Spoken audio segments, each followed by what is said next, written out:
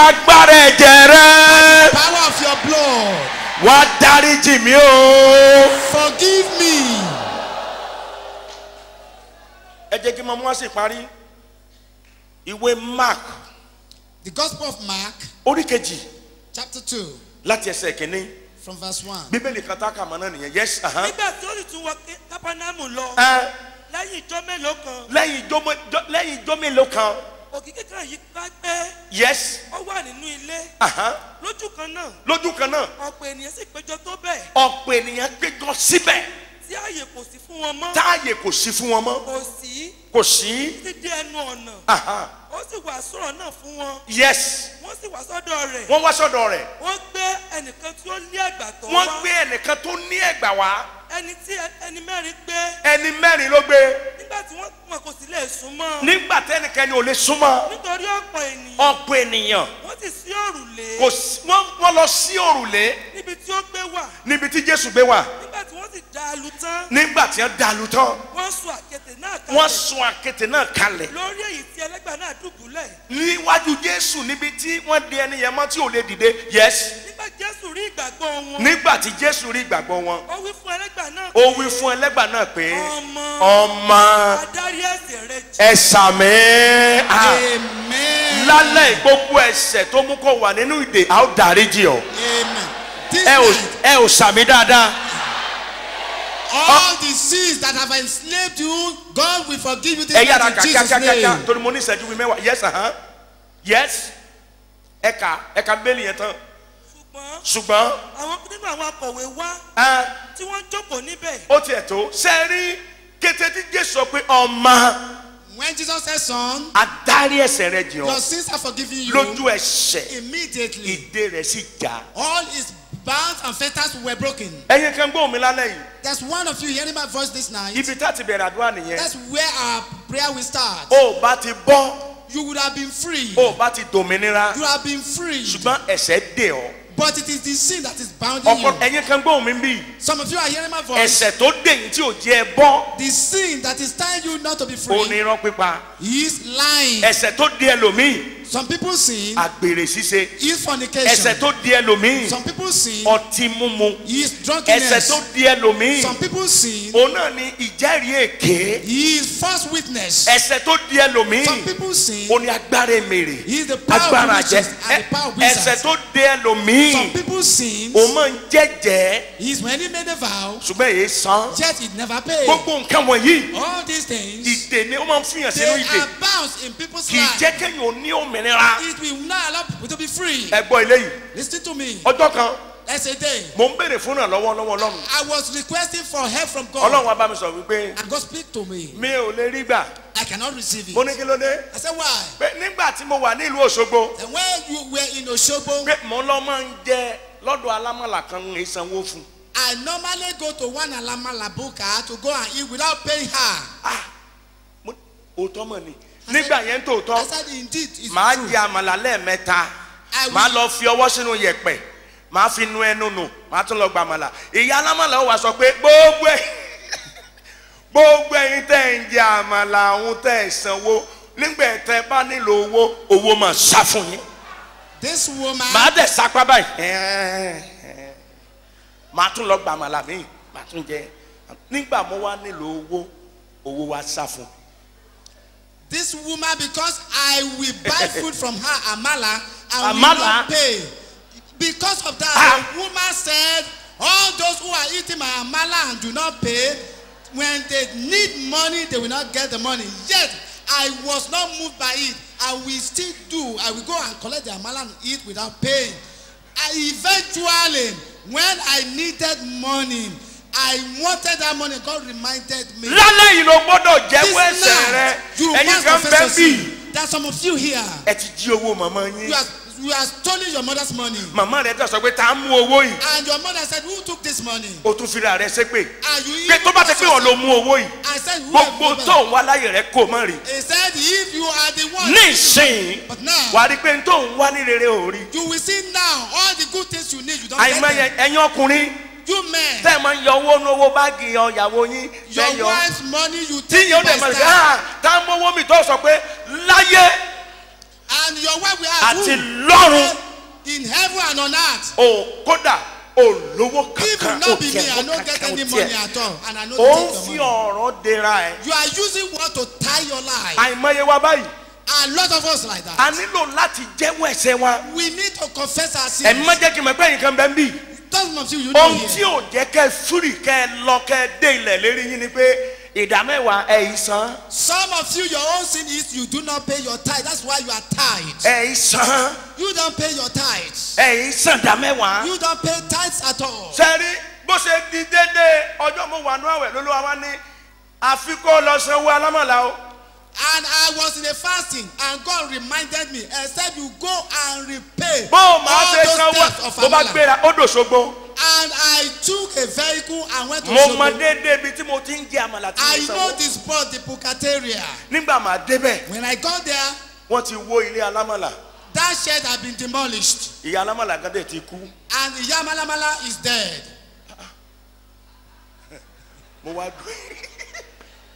mo wá dúró báyìí. And, mo wá mú owó dání. and I was confused. mo ní olúwa I said, God, mo ti dé ilé alámọ̀lá o. I have got to the spot where I have. mo fẹ́ san owó tí mo jẹ́. I intend to pay the money I've mi ò rí o wọ́n ló ti Yet kú I do o. not see her. They say she's dead. bàbá kí ni kí n ṣe. Lord, what do I do? bí ìgbà pé mo ya wèrè lójú gbogbo àwọn tó ń wò mí níbẹ̀. Look, I was displayed as a madman. lójú ẹsẹ̀ And immediately, omi kan sì wá láti ọ̀run. and there was a drop of water from heaven ó sì dà sórí mi. and came on my head. mo dẹ̀ gbóhùn náà wípé And I heard the voice. a ti ṣàánú rẹ̀. You have been forgiven. Mercy have been shown unto you. ọ̀pọ̀lọpọ̀ wa Many of us, àfi kẹ́ ẹ jẹ́wọ́ except you kẹ́ ẹ confess sì ṣàtúnṣe. and make amends, kéṣù kó má bàa jàre yín mọ́. so that the devil will not justify you. ẹ jẹ́ lórí ẹsẹ̀ yín. Stand on your feet. ẹ jẹ́ lórí ẹsẹ̀ yín. mọ́tì dìde ń jẹ ìsájókòó. Stand up yet. orí rẹ láti gbàdúrà kí bàbá tó wá fàṣẹ sí. You will be the major praying point. ẹgbọ́n méjèèjì sókè báyìí. Raise your two hands up. ẹ ké ju ẹni tó wà lẹ́gbẹ̀ẹ́ yín lọ. Make a louder noise by this person by your side. ẹ̀ṣẹ̀ tí ò jẹ irọ́ náà lọ. The sin that have disturbed me from moving forward. dáríjì mi o. Forgive me, O mo Lord. fẹ́ I bọ́. want to be free. ó yá àdúrà.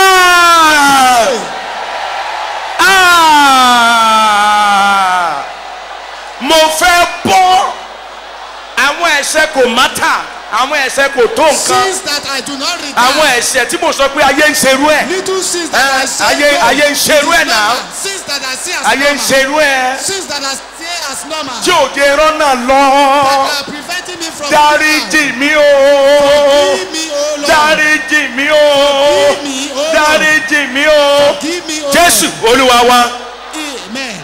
láì ṣe àkókò ṣòfò. Without wasting time, olúwa lẹ́yìn kan bẹ́ẹ̀ ń bí.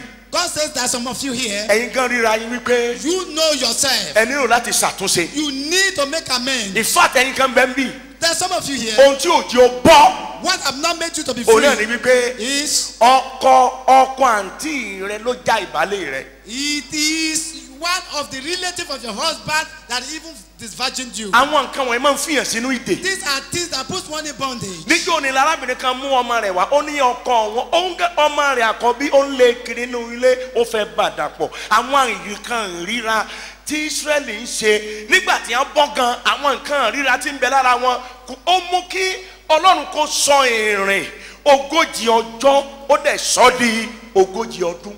Terrible sins that the Israelites were committing at that time, such as incest. Kí lè fọlọ́run was pè? what made 40 days to turn to 40 years. What are we talking about? bẹ́ẹ̀ bá rí bàbá wa àti màmá wa kọ́kọ́rọ́ ìṣẹ́gun wọn ní ìwà mímọ́ bẹ́ẹ̀nikẹ́ni bá bá wọn rìn tẹ́ ẹ bá kọ̀ láti jáwọ́ nú ẹ̀ṣẹ̀ Ádámù ẹni pé wọ́n máa gbàdúrà fún Ádámù gbàdúrà ó gbà. If you see our mother and our father in the Lord here, the key of their success Mo is fi orúkọ- holiness. If there's anyone that is Máa struggling yè against lebo the knowledge Santaya of, laba. it is because there's a particular Remo sin Santaya laba that you are still níbikíbi holding in your hand. díjú ẹ níbi tó wà Close your eyes wherever you are. ìwọ gan rí ara rẹ You wípé see yourself òun that láti ṣe àwọn àtúnṣe kan. you need to make ẹ má fi àkókò ṣòfò do not waste time now. tí n bá ti ń kọrin When I start to sing orí this song, ara rẹ wípé and you see yourself ó that ti ṣe àwọn nǹkan kankan you have done done some things. ó sì fẹ́ bọ́. And you want to be free. tí n bá ti ń kọrin. When I sing this song, kó máa jáde bọ̀ wá. now come out. amúgbó ni èmi tẹ́lẹ̀ kí n tó bá Jésù pàdé. I'll be informed before I met Jesus. ọjọ́ kan mo délé aṣẹ́wó. He said, Jésù tó tọ̀ mí wá síbẹ̀. he said, Jésù ó wá mi wá ilé aṣẹ́wó. I was a drunkard and a fornicator. èmi ẹni tí mi ò yẹ láti dúró pẹpẹ. I that do not desire to tí stay. n bá lè bọ́. And when if I can be free, ìwọ náà lè bọ́. you can also be free. You ìwọ náà lè dòmìnira. can also be free tó sì sin Ọlọ́run. and worship tó God sì wúlò fún Olúwa. and be useful to God. ó ṣẹ̀ṣẹ̀ sẹ́yún tán ni. You have just Mọ aborted. Ọlọ́run fẹ́ dáríjì ọ́. God won't forgive you. òun jalè ó ti jalè. In fact ìwọ fún ara rẹ mọ̀ wípé ohun tó ṣe ó dákun ogun ayé rẹ. You steal and you know there are some things you have done that your conscience is tí convicting n bá ti you. ń kọrin When I sing this song, ẹ jáde wá síwájú. you come forward ká gbàdúrà fún yín. so that I will pray for ẹ má you. waste time o. Do not waste time for this. ayé ṣe ń bẹ ìwé ọ̀dọ́. ó máa ń ro èròkèrò ní ọkàn rẹ. máa jáde bọ̀ wá máa jáde bọ̀ wá máa jáde bọ̀ wá máa jáde bọ̀ wá. down kíá. sunkún fún ẹ̀ṣẹ̀ rẹ lálẹ́ ìpè I'm sorry oh Lord. Weep over your sins. mi ò ní ṣe bẹ́ẹ̀ mọ́ I Ọlọ́run. will not do so again. ohun tẹ́mi gan ṣe tí ogun ayé mi tó fi kọ̀ láti lọ I'm sorry oh Lord. mi ò ní ṣe bẹ́ẹ̀ mọ́ Olúwa. mi ò ní ṣe bẹ́ẹ̀ mọ́.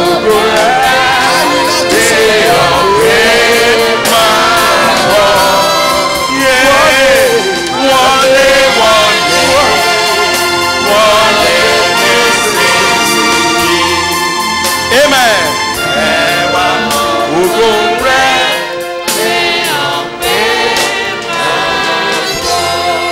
bẹ́ẹ̀ ṣe ń jẹ́wọ́ ẹ̀ṣẹ̀ yín. As you are confessing your máa ń sin, gbé àwọn màmá wa gbà. I will call our mommy the Lord. kí wọ́n bá ní gbàdúrà fún yín. Our mommy will pray for you. ẹ jẹ́wọ́ ẹ̀ṣẹ̀ yín. ẹ sì kù láàrin ìjọ. Confess your sin. There are still some of you. fire there. revival nítorí rẹ ni o. Fire revival is because of you. tá a bá tú ọ sílẹ̀ ká sì darí ẹ̀ṣẹ̀ rẹ jì ọ́. If you are not loose and your sins forgiven, o tí bọ́. you are not totally Ọlọ́run free. dẹ̀ fẹ́ ṣe bẹbẹ nú ayé rẹ. And God wants to perform wonders in your ẹ máa life. jẹ́wọ́ ẹ̀ṣẹ̀ yín. Continue to confess your sin títí ẹ fi gbóhùn màmá ẹ máa jẹ́wọ́ ẹ̀ṣẹ̀ yín. until you hear the voice of our mother in the Lord.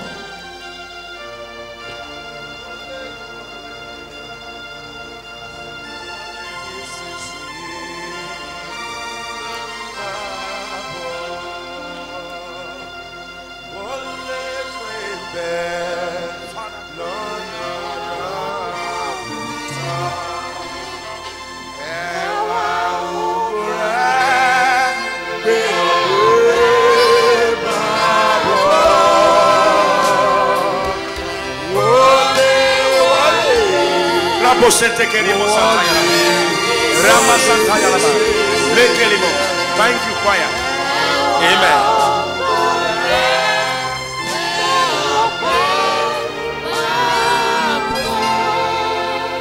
Ní orúkọ Jésù.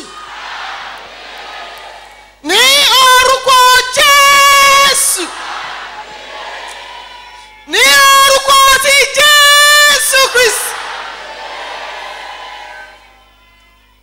Ọba tá a fi ṣẹbọ nítorí ẹ̀ṣẹ̀. Ìwọ tó ta ẹ̀jẹ̀ rẹ sílẹ̀ fún ètùtù ẹ̀ṣẹ̀ wa. Àwọn ọmọ rẹ sọ wá ní àṣálẹ́ yìí. À ń béèrè fún ìdáríjì. À ń fẹ́ ìdáríjì. Gẹ́gẹ́ bí ọkọ̀ kọ̀ọ̀kan tí ó wọlé níwájú rẹ lóru yìí. Lórúkọ Jésù Kristi, àdárí ẹ̀ṣẹ̀ rẹ jì ọ́. Ó ní ẹ̀ṣẹ̀ ẹni tí a bá fi jì ní ayé, a fi jì ní ọ̀run.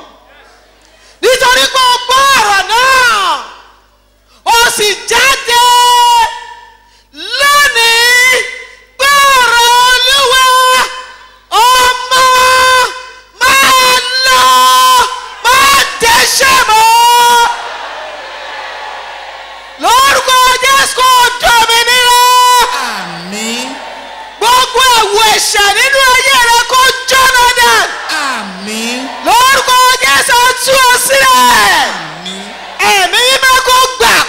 ayé rẹ. Àmín. Jésù Olúwa wa. Àmín. ẹ máa kọrin lọ sáàyè yìí. mo dòmìnira o nínú Jésù mo dòmìnira tó ga. bóyá àti tú mi sílẹ̀. Nínú Jésù mo dòmìnira tó ga. mo dòmìnira o nínú Jésù mo dòmìnira àti tú mi sílẹ̀. ẹ dìde ẹ dìde ẹ dìde. oyoyoya àkókò iṣẹ́ ìyanu ti dé báyìí.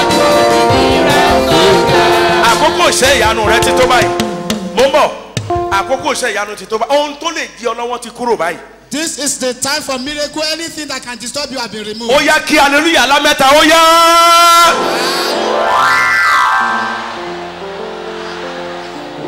níbikíbi tí ẹ bá wà báyẹn dìde dúró. Wherever you might be now, stand on your feet. arákùnrin yìí This man, kó ló pé àwọn bàbá wa wá gbàdúrà àṣẹ. before our father pray an authoritative prayer, níbi tí wòlíì àgbà bá wà. where the prophet is, àwọn ò gbọdọ̀ sọ pé àwọn aláṣẹ kankan. and those of us that are sons must not speak. tó pé lálẹ́ yìí Because this night, àṣẹ tó máa jáde sáyé rẹ. an authority that will come into your life, ìrìn àjò rẹ fún rere ó máa yá kankan. so that Arákùnrin, the prosperity of dìde. your life will be faster. Now, brothers, àdúrà stand up. méjì ni màá pè. 2 prayer points that we offer. wá báyìí Come like this. máa bọ̀ báyẹn. Move like ẹ that. jẹ́ máa wo àwòrán rẹ̀ bó ṣe ń bọ̀ I yẹn o. want you to look at this máa bọ̀ front of máa us lọ as máa he's lọ máa moving. lọ máa Continue to go. lọ báyìí. lọ báyìí Go to sọ̀kalẹ̀ that side. sísàlẹ̀. Go down máa lọ there. máa lọ máa lọ máa Continue to go. lọ. lọ síbi kámẹ́rà yẹn. Go. wá síbí wá síbí wá síbí Come to this side again. wá síbí.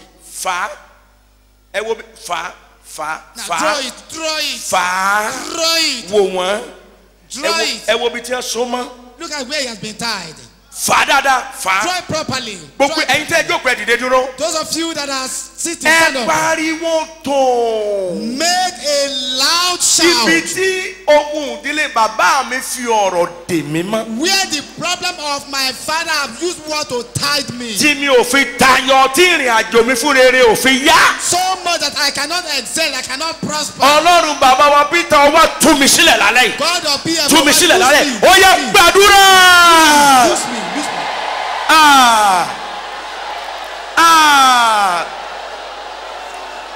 ẹlòmíì wọn ní kò lè tayọ wọn ní níbo. wọ́n ní ìran rẹ̀ ò lọ́ọ̀lú èyìnbó rí. ìran rẹ̀ ò kọ́lé rí. ìran rẹ̀ ò gún mọ́tò tó dáa rí. ìran rẹ̀ ò ṣàṣeyọrí rí. tú mi sílẹ̀ lálẹ́ yìí. Jésù Olúwa wa. Amen. o lè gbádùn Ọlọ́run pẹ̀lú ìdè. You cannot enjoy God when you have bound to your gbogbo life. ẹnikẹ́ni tó bá máa gbádùn Ọlọ́run àfi ká kọ́ tu sílẹ̀. Anyone that will enjoy God, you have to be loose. fà dáadáa ọmọkùnrin. Draw it properly to free Fadada. yourself. Free yourself from it. fà dáadáa. Draw it properly. ó máa bọ́ lálẹ́ yìí o. You will be free this night. sọ fún ẹni tó wà wo ṣe báyìí pé mo máa bọ́ lálẹ́ yìí. Make this gbéra demonstration. gbéra gbéra gbéra gbéra I will be gbéra free gbéra this gbéra gbéra night. gbéra gbéra gbéra. Jump up. I ibi say- tá a fi ọ̀rọ̀ dèmí mọ́ màá bọ́ lálẹ́ Where yìí. words have tied me, I will be free ó this tó night. àdúrà kejì rẹ o. This second prayer. ẹ pariwo tó. Shout at the top of your voice. lálẹ́ yìí. This night, gbogbo èpè tí wọ́n gbé mi sẹ́ tí wọ́n ní kò lè dáa fún un. all causes that have Níbo? caused me, that Oh. they say I will never ó prosper. wà nù bíbélì o. Is it from the family? Fáráò Pharaoh. gbogbo agbára tó ní ló fi dé Ísírẹ́lì. He used all power he had to tie Israel down. gbogbo 1 2 3 4 5 6 7 8 9 10 11 12 13 14 15 16 17 18 19 ẹ̀yin 92 kan bẹ́ẹ̀ bí. There are 92 of you here. bàbá tí ń gbàdúrà yìí When we are offering this kẹ̀yàrá wá prayer, síwájú. quickly come forward. bàbá tó bí ọ The father that Màmá gave tó birth bí to ọ you and your mother ló fi ọ ṣépè. was the one who caused you. èpè yẹn sì ń jà lórí rẹ. And that particular bàbá person tí ń is gbàdúrà ẹ̀ working kó on sáré you. wá síwájú báyìí. When you are bad, you Olúwa o God. ré èpè dànù lórí mi lálẹ́ All yìí. causes, remove it from my life. ré èpè All causes, ọ̀rọ̀ òdì. all strange words, ré kúrò lórí mi all lálẹ́ yìí. strange words, remove it from mo my fẹ́ life. tayọ. I want to ó excel. yá àdúrà. Pray, pray, Ah. pray, pray, pray.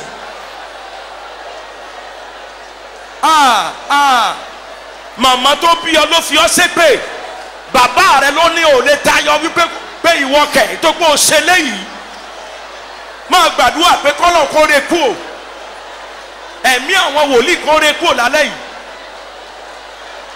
ẹ pariwo dáadáa Jésù Olúwa wa. Amen. ẹ kàn pé èmi kí máa gbàdúrà lé o ohun tí mo fẹ́ ṣe gbẹ̀yìn báyìí tí má ti sọ tí mo fẹ́ sọ ìtàn When I made this ẹ statement, gbé gbèsè kan gbogbo ènìyàn màá dẹ́ invite bàbá wa torí lọ́jọ́ kan on a day, a wà nínú ìpàdé ní ìlú Ìlọrin we were in a crusade in Ilorin, àṣẹ wà and I'm an authority. àṣẹ wà There's gbogbo authority. yẹn sọ pé oh yes Oh yes. ẹyẹ yẹn kọjá báyìí And the bird was ó ṣe fi hàn passing. kí bàbá ní ẹyẹ tó ń lọ yìí Daddy said, you this strange bird, Síkírà lórúkọ rẹ̀ Sikira is your name. lọ́la Tomorrow, kò sì wá síbí láti wá kà come here to come and confess. ọjọ́ kejì And the second day, obìnrin ẹ sì jáde wá and the young woman came out. ọ̀rọ̀ kan ló jáde It sí was a powerful word that came to that bird ó sì bẹ̀rẹ̀ sí kà and started to pé confess the òun lòún second day. fò lánàá That she was the one who was gbé ọwọ́ ẹ̀ flying méjèèjì yesterday. sókè Put your two hands gbogbo up. nǹkan tó ń fò lòdì sí ayé rẹ ó máa All kú things dànù that lálẹ́. fly, contrary to your life, will disappear. ìsọjí tí bàbá ṣẹ̀ṣẹ̀ parí pẹ̀lú wa láìpẹ́ yìí The crusade that just arábìnrin kan wá owó jọ láti lọ sí operation ó ní nǹkan ọkùnrin ní ojú ara ẹ̀ There was a woman who was about to operate herself because she's a ó ń wá owó hermaphrodite. tí ó fi lọ sí Amẹ́ríkà She was looking for money to ọmọ go to ìjọ mi ní America kò dẹ̀ for sọ ìṣòro yẹn operation. fún mi rí And she ṣùgbọ́n was a member. ìgbà tí àṣẹ tó ju àṣẹ lọ dé nǹkan ọkùnrin ń bẹ nínú ojú ara ẹ̀ mi ò tí ì rú èrì nígbà tí bàbá ní gbogbo yẹn gbọ́wọ́ síbi tí ìṣòro yín wà nígbà tí àṣẹ ọ̀rọ̀ jáde lójú ẹsẹ̀ ó dẹ̀ wá sórí stage is a beautiful woman kò dẹ̀ tijú ó ló ti rá o ó ní ẹgbẹ́ olóhùn orí mọ́ o ó ló ti parẹ́ o ó bẹ̀rẹ̀ sí ké oríṣiríṣiríṣi tẹ́ ẹ bá wo kẹsẹ́ẹ̀tì tí wọ́n sọ nípa Ìlọrin yẹn àwọn iṣẹ́ ìyanu abàmì tó ń mi ìlú yẹn títí di bí mo ṣe ń bá yín sọ̀rọ̀ ló ṣẹlẹ̀ ń bẹ̀ ju ìyẹn lọ a ó rí nínú fire revival báyìí. Amen. Bí ọwọ́ ẹ méjèèjì sókè. Your two hands up. Ó kàn pé ẹ̀jẹ̀ Jésù. You call the blood of Ẹ̀jẹ̀ Jesus. Jésù. Blood of Jesus. Lẹ́ẹ̀mẹ́ta. 3 times. Ó sáré padà sáàyè rẹ̀. And you run back to your seat. Àṣẹ ń bọ̀. Ó yá pé ẹ̀jẹ̀ Jésù lẹ́ẹ̀mẹ́ta ó yá. Ẹ̀jẹ̀ Jésù. 1, Blood of Jesus. 2. Blood of Jesus. Sáré padà sáàyè rẹ̀. Sáré Run padà. back to your seat. Tó o bẹ ká ìjókòó. If you waste time before sitting down, Ọkùnrin náà fa okun ẹ. cut it, draw it straight. Ìgbà tí bàbá bá gbàdúrà ni màá tó tú ẹ lẹ̀. It was until daddy prayed that you will be loosed. Ẹ gbé ọwọ́ ẹ méjèèjì sókè bẹ́ẹ̀ ṣe jókòó. Raise your two hands up as you are sitting down. Mo fẹ́ kẹ́ ẹ ṣe nǹkan kankan kí n tó gbé gbòǹgbò fún bàbá. I want you to do something before I hand over the mic to daddy. Mo fẹ́ kẹ́ ẹ fúrúgbìn. I want you to sow. Gbogbo ẹnikẹ́ni tí ó bá máa ní òmìnira nínú àìní. Anyone that will be Gbọ́wọ́ ẹ̀ méjèèjì sókè. in Láti heaven, alẹ́ òní lọ. as from this night. Gbogbo ọ̀rọ̀ tó ní kò ṣiṣẹ́ kò mọ̀ ṣiṣẹ́ kan owó mo bá wí lórúkọ Jésù. Every word that says you will work and you will not prosper, I rebuke it this night in Jesus' name. Ìṣèníkẹ́ gbọ́ràn. You just have to obey. Very simple. Ó rọrùn. Ohun tẹ́ ẹ máa ṣe kì í ṣe ẹ̀jẹ̀ tẹ́ mú wa lọ́la. What you are going to do is not a vow that you bring tomorrow. Mo gbọ́ Ọlọ́run orí òkè gbọ́ wípé I believe the God of this place. ẹ̀yin tẹ́ bá tètè ṣe báyìí. Those that will quickly observe Àlá it, tẹ́ ẹ máa lálálẹ́ yìí. the dream you will have this night, Ẹ mọ̀ gbógun ṣẹ́. you will know indeed a problem has been solved in your Tẹ́wọ̀ life. rẹ níbi tó wà. Gbogbo agbára tó ń ṣiṣẹ́ lòdì ní ọwọ́ rẹ. All the power that are working contrary to your hand. Torí gbàrà tí Olúwa tú Ísírẹ́lì sílẹ̀. Because immediately God Olóyá ẹ lọ máa gba ire lọ́wọ́ àwọn aládùúgbò. Ẹ lọ máa gbà ẹ lọ máa gbà ẹ lọ máa gbà ẹ lọ máa gbà. the property of your neighbors. Gbogbo agbára tó ń ṣiṣẹ́ lòdì. All the power that work contrary. Tí ò jẹ́ kí owó máa dúró lọ́wọ́ rẹ. That do not allow money to stay in your Tí ò hand. jẹ́ ká fi ọwọ́ gbáre mú. For you not to be able to see something to Mo achieve. bá agbára yẹn wí lálẹ́ lórúkọ Jésù. I rebuke that power in the name of Jesus. Ẹ lajú. With your eyes. Má waste time o. Do not waste time. Ìgbà ọ̀rẹ́ dà. Ǹjẹ́ o lè fúrúgbìn 2000? Can you sow 2,000 to God? Má bọ̀ wá síwájú. Come forward. Má bọ̀ wá. Àwọn Come dà. forward. Where are they? Mo máa gbọ́wọ́ lé yín ni o. I'm going to lay my hand on you. Ẹ̀mí àwọn wòlíì ń bẹ lára ìmí náà. The spirit of Ẹ múra. the prophets is in my Ẹ yára, heart ẹ too. yára, 2,000. Ẹ yára, Quickly, ẹ yára, ẹ yára. quickly. Súnmọ́ bí, ẹ súnmọ́ bí, ẹ Move súnmọ́ bí. closer. Ẹ lọ ṣe rere. Go and prosper. Ẹ lọ ṣe rere. Go and prosper. Ẹ̀yin dà, 1,000. Yes. Ẹ múra, ẹ múra, ẹ múra. Ní Ìlọrin wọ́n máa ń sá eré ni wọ́n máa ń In sá Ìlọrin, eré ni. they Ẹ rọra o, never run ẹ má out. ṣubú o. Please don't Wọ́n máa fall. ń sá eré. They will run out. Ẹ lọ ṣe rere. Go and prosper. Ẹ lọ ṣe Go rere. and prosper. Ẹ lọ ṣe rere. Go and prosper. Ṣé mi ò nà yín bàbá? Àbí tún ni yín náà? Kí n nà lẹ́ẹ̀mejì? Èyàn náà. Go and prosper. Ẹ lọ ṣe rere. Go and prosper. Ẹ lọ ṣe rere. Go and Organize òjò ìbùkún yóò sì rọ̀. Go Ẹ lọ ṣe. and prosper. Mama, God bless you, mama. Go and prosper. Thank you, mama. Go and Ẹ lọ prosper. ṣe rere. Ẹ lọ Go ṣe and rere. prosper. 500 naira ẹ máa bọ̀. and Ẹ lọ prosper. ṣe rere. Ẹ yára, ẹ yára, ẹ yára, ẹ 500 yára. naira. Àṣẹ àgbà ń bọ̀ wá. Go and Ẹ lọ prosper. ṣe rere. Ẹ múra. Ẹ lọ ṣe rere. Ẹ má ṣubú o. Ẹ lọ ṣe rere. Ẹ lọ ṣe rere. 500 naira. Ẹ lọ ṣe rere. Ẹ lọ ṣe rere. Ẹ lọ ṣe rere. Ẹ lọ ṣe rere. Ẹ lọ ṣe rere. Mama. God bless you. Ẹ lọ ṣe rere. Ẹ lọ ṣe rere. 500 naira. Má bọ̀, má bọ̀. Ẹ lọ ṣe rere. 500 naira. Ẹ múra, ẹ múra, ẹ múra, ẹ múra. Ẹ lọ ṣe rere. 200 naira. Má bọ̀ wá. 200 naira. Má bọ̀, má bọ̀. Ẹ lọ ṣe rere. 200 naira. Má bọ̀. Ẹ lọ ṣe rere. Ẹ lọ ṣe rere.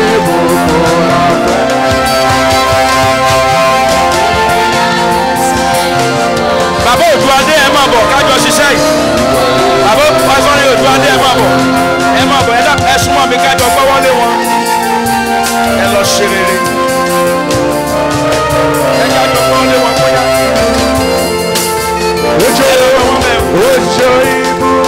Ẹgbẹ́ gbọ́ ọ̀rẹ́ mi wá síbí. Ẹgbẹ́ gbọ́ ọ̀rẹ́ mi wá síbí.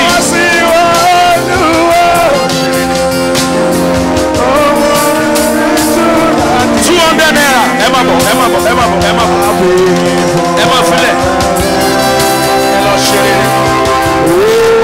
Ẹ lọ ṣe rere. Ẹ lọ ṣe rere. Ẹ lọ ṣe rere. 100 naira. Ẹ̀yin náà ẹ máa bọ̀ wá. 100 naira. Bóyá ẹ máa fọwọ́ kan pẹ́pẹ́. Ẹ filẹ̀ kẹ́ máa fọwọ́ kan pẹ́pẹ́. Ẹ máa filẹ̀, ẹ máa filẹ̀, ẹ máa filẹ̀ kẹ́ tètè máa lọ. Óyá, óyá, óyá. 100 naira. Ẹ múra, ẹ múra, ẹ múra, ẹ múra. Ẹ máa fọwọ́ kan pẹ́pẹ́. Agbára Ọlọ́run bẹ́ẹ̀ bì.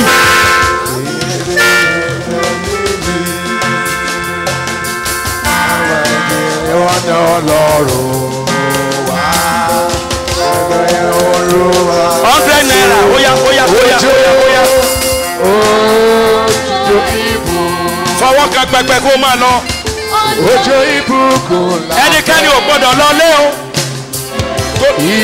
Màmá ẹ lọ ṣe rere. 100 naira. Ẹ múra, ẹ múra, ẹ múra, ẹ múra, ẹ múra, ẹ múra. Ẹ múra, ẹ múra. 100 naira. 50 naira. Ìwọ náà máa bọ̀. Óyá, óyá, óyá, óyá, óyá. Ẹ yára, ẹ yára. 50 naira. Óyá, óyá, óyá.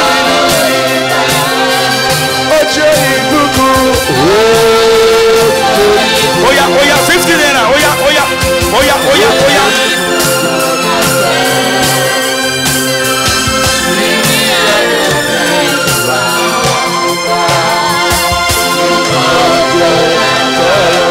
Iye kí ètò bá wà lọ́wọ́ rẹ̀ wá filẹ̀, wá filẹ̀, wá filẹ̀. Múra, múra, múra, múra, múra, múra, múra, múra.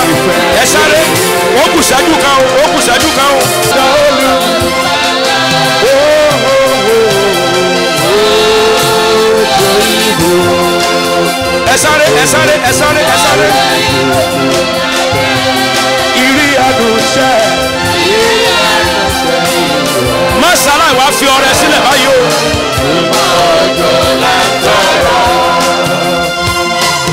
Òjò ìbùkún ó ti rọ̀. Thank you. Thank you. Thank you. Thank you. Ẹni bá pẹ́ débi lọ́la. He that wastes time here tomorrow. Ẹ sọ fún ẹni tó wà lẹ́gbẹ̀ẹ́ yín pé. Tell the person by your side. Ẹ gbọ́dọ̀ pẹ́ dé lọ́la. You must not waste time tomorrow. Nígbà tí a bá ń gba àdúrà yìí. When we offer this prayer. Àṣẹ tí ogun ayé rẹ̀ dúró dè ó fẹ́ wá báyìí. The authority that will lose the bounds of your life is coming. Mo júbà ẹ̀mí àwọn wòlíì. I Gbogbo yẹn reverence dìde dó wúyà. the spirits of the prophets. Lọ síwájú báyìí. Brother, move forward. Má jẹ́ orí ẹ̀ o. Don't be tired. Gbé ọwọ́ yẹn sókè. Raise the hand up. Fa dáadáa. Draw it very Nígbà tá well. ẹ̀yin tẹ́ jókòó ẹ dìde. Those of you sitting down, stand up. Àdúrà tẹ́ mọ̀ gbà títí ẹ fi gbóhùn bàbá rẹ̀. This is the prayer you will offer unto hear the voice of Daddy. Nínú iṣẹ́ ìránṣẹ́ àwọn lèmi bá pàdé bíi wòlíì mi tí ìtàn mi yí padà nínú iṣẹ́ ìránṣẹ́. In my ministration, the prophet I met that my own ministration changed for better is the man Tí of ó bá God lè among sọ̀rọ̀ God. sáyé mi tí nǹkan yí padà ọ̀rọ̀ tó máa gbọ́ lálẹ́ ìwọ náà ó gbọ́. If he can Àṣẹ tó máa jáde sí ọ lálẹ́ yìí. the authority that will come out to your life, Ìrìn àjò rẹ nípa tẹ̀mí ó máa yá kánkán láti sin your Ọlọ́run. journey spiritually will be faster. Ìṣeré rẹ ó máa yá kánkán. Your prosperity will be faster. Ẹ wo àwòrán arákùnrin yìí. Look at the photograph of this man. Nígbà tí bàbá bá dé. When Daddy will arrive, Wọ́n bá ní kí n tú ni màá tó tú. it is when I'm ordered to lose him that I will lose him. Mo fẹ́ kó wá gbé ọwọ́ ẹ̀ méjèèjì sókè. I want you to raise your two hands up. Àdúrà yẹn rèé o. This is my prayer. Ìdè tó dè mí mọ́ ojú The kan. bands that have bound me in one Mo fẹ́ bọ́ lálẹ́ yìí o. Ó yá àdúrà. Pray. The fetters that have tied my life in one spot. Lord, tonight I want to be free. Free me, oh Lord. Free me, oh Lord. Free me, oh Lord. Free me, oh Lord. Free me, oh Lord. I want to be free. This night, oh Lord. Free my life, oh Lord. Yes, Olúwa wa. Òtítọ́, because of the time. Ẹ ṣé púpọ̀. Thank you very well. Mo gbọ́ ohùn Olúwa láti inú ìwé mímọ́ tó wí pé. I have the voice of God from the scripture that Nínú says ìwé Jeremiah. in the book of Jeremiah, Ibẹ̀ ni mo ti rí ìkà. there I read it, Ní 40, ẹsẹ̀ ìkẹrin. verse 4, Láti ẹsẹ̀ kìíní sí kẹrin tó wí from pé. verse 1 to 4 that says, Ọmọkùnrin yẹn dà. where is that man? A tú ọ sílẹ̀ kúrò lọ́wọ́ ìdè rẹ. You are loose from your bondage.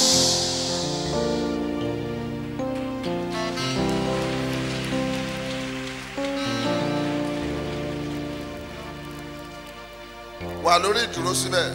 Remain standing. Gbogbo àwọn tí ó ń wojú Olúwa fún ọmọ. The expectant women, Ẹ nawọ́ yín sókè. raise up your Àti gbogbo ẹ̀yin hand. tẹ́ léèyàn pátá tó wojú Olúwa fún You ọmọ. have people that are looking the eyes of God for the fruit of the womb. Ẹ léèyàn tí ó wojú Olúwa fún ọmọ. You have people that are looking the eyes of God for the fruit of the Mo womb. fi Ọlọ́run bẹ̀ yín. I beseech in the name Ẹ of the má Lord. jẹ́ kí ọwọ́ yín ẹ̀ kó lọ lófo bẹ́ẹ̀. Don't allow that your hand to go in Ẹ vain. tọ̀ àwọn èèyàn lọ láti pè wọ́n wá síbí. Go to them and invite Ẹ them sì to jẹ́ ó come. di mímọ̀ fún wọn wípé And made it known to them. inú ṣọ́ọ̀ṣì ń bínú máa wà fún ọjọ́ méje tó ti bẹ̀rẹ̀ láti àná. They will be here for 8 days starting from Ẹ yesterday. lọ kẹ́ ṣàánú fún wọn kó ìwọ náà lè ra àánú gbà. Go and show mercy unto them that you may receive mercy. A gbọ́wọ́ rẹ sálẹ̀. Put out your hand. Gbogbo àwọn tí kò níṣẹ́ lọ́wọ́ nawọ́ rẹ sókè. Ẹ̀dẹ̀ ń fẹ́ iṣẹ́. The jobless, you have been seeking for a good job. Nawọ́ rẹ sókè. You want a good job, raise up your hand. Ìwọ tí o rówó ṣiṣẹ́ tó dẹ̀ fẹ́ tó fẹ́ rówó ṣiṣẹ́ tó fẹ́ rówó ṣòwò nawọ́ rẹ sókè. You don't have money for business. Mi ò You fi- want God to provide money for you for your business, to Mi ò expand your mi ò business. fi agbára mú ọ tó bá wẹ̀ ẹ́. I am not forcing you, it's just if you wish. Bó o bá ti gbọ́ bẹ́ẹ̀ yẹn kó máa bá wọn nawọ́ sókè. If you hear your own category, just raise up your hand. ìyẹn ni pé mo fẹ́ rówó ṣòwò náwó sókè. I want to have Mo money fẹ́ for rówó business. ṣiṣẹ́. I want to have money to do my work. Aha. Ẹgbẹ́ ọwọ́ nsàlẹ̀. Put down your hand. Gbogbo ẹ̀yin tí ẹgbẹ́ ọwọ́ sókè yẹn. All of you that have been able to raise up your hand. Ní agogo 9 la máa ráyè fún yín níbí. We have time for you by 9 a.m. Aago 9 sí aago 11. Between 9 a.m. to 11. Tó o bá fẹ́ kú sínú ìdè ayé rẹ kó ibikíbi yòówù tó bá wà kó bá aago 9 yẹn kò gbọdọ̀ bá ọ ní ọ́fíìsì tàbí anywhere kó bá ọ nínú ṣọ́ọ̀ṣì bí. If you don't want to die in your bondage, you must make sure you are here by 9 a.m. Release yourself from your place of work and come down here. So ní agbára Ọlọ́run ẹgbọ́ èyí. By the power of God, hear this. Ní ọjọ́ Sunday. Last Sunday. Ọjọ́ tó ga ni.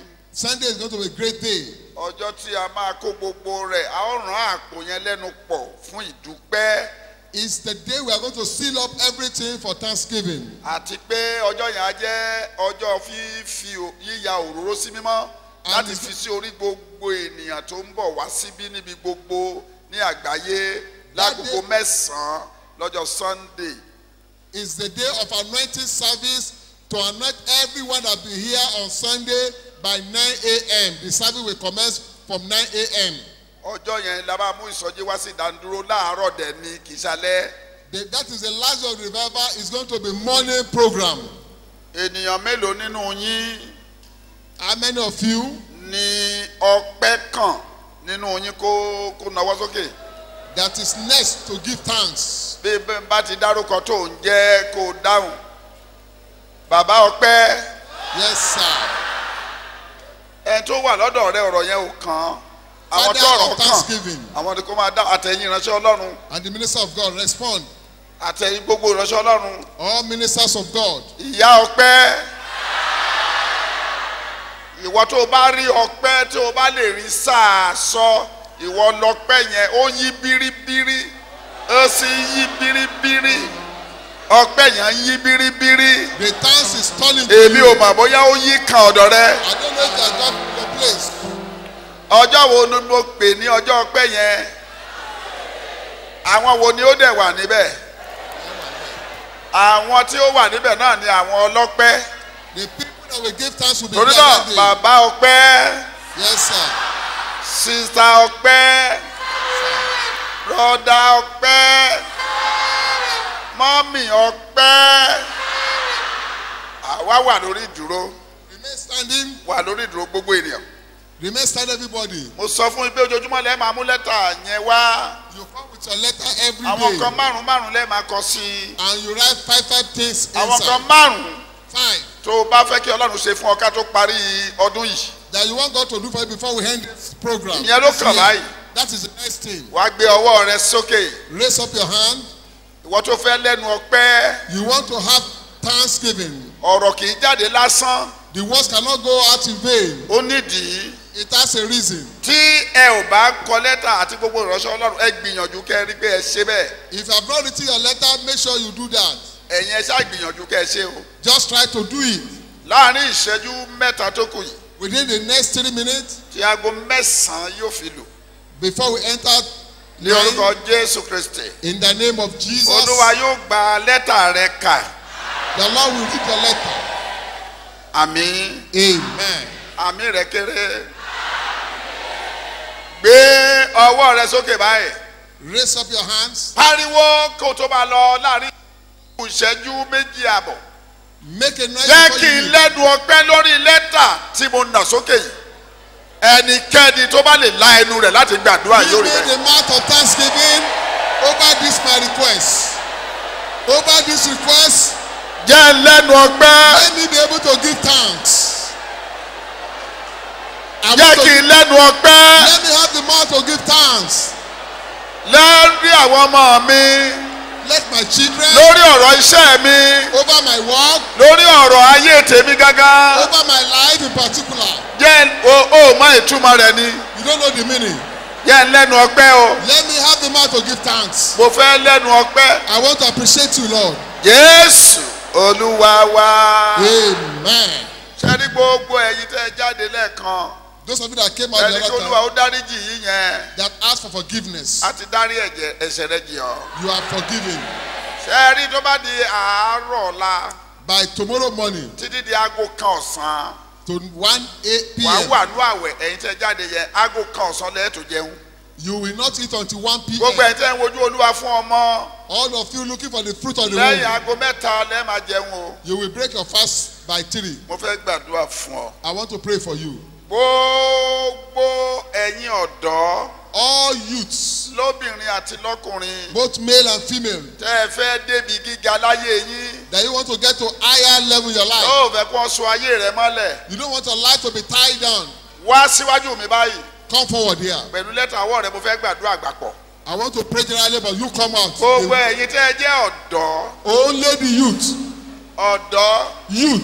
ọ̀dọ́ bẹ̀rẹ̀ láti títí dé ogójì It starts from 18 to 40.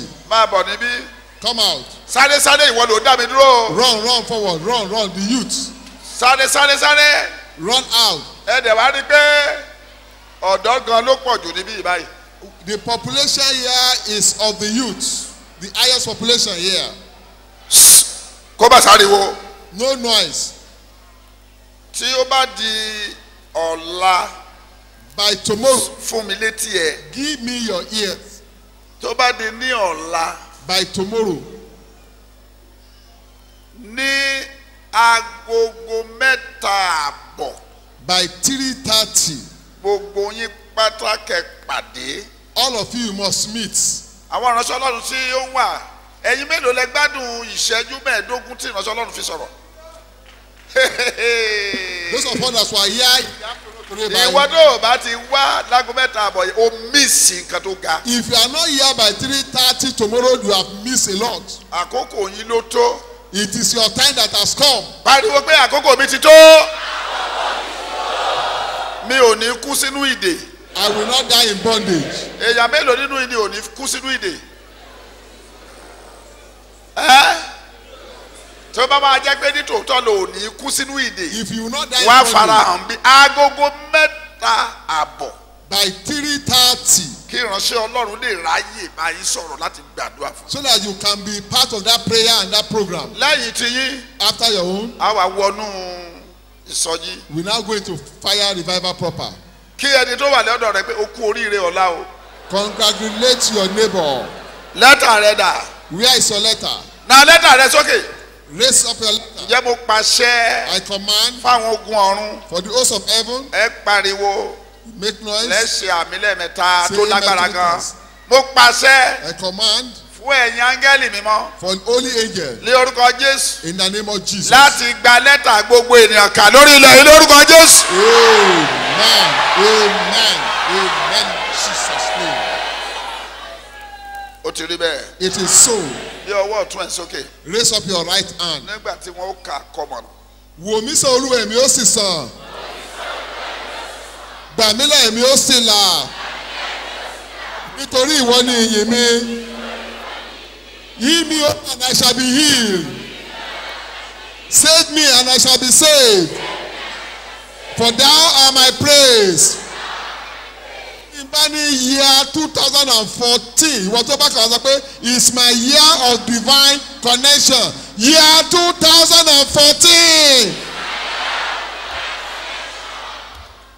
gbogbo ẹ̀yin tí ẹ bá ń lọ sí ọ̀nà mọ̀lété àwọn agbófinró àwọn ọlọ́pàá gbogbo wọn ti wà lójú ọ̀nà káàkiri mọ́ bẹ̀rù mọ́ jáyà Jésù náà dẹ̀ wà ń bẹ̀. Yes. bákan náà ìyẹn nìkan kọ́ ẹ̀yin tó bá fẹ́ wọ ọkọ̀ tí ó sanwó rẹ̀ ó wà ń bẹ̀ yẹn wọ́n á gbé ẹ lọ. ó yá tẹ́wọ́ rẹ lórí ilẹ̀ yìí. Raise up your hand on this ground. Don't go. tẹ́wọ́ rẹ méjèèjì kò wo bí. Look here with your two hands. Shall we say the grace? The grace of our Lord Jesus Christ.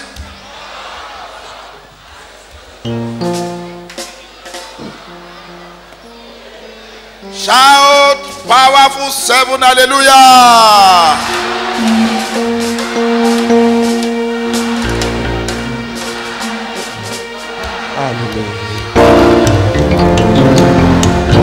Máa kọrin yẹn lọlé rẹ. Máa kọ lọlé rẹ. Jehovah reigns, he reigns, he reigns. Jehovah reigns. Jehovah reigns. Jehovah reign. You are lifted up. You are lifted up.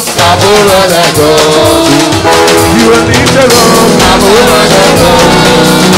You are lifted up. Jehovah reign. Jehovah reign. Jehovah reign. Jehovah reign. You are lifted up.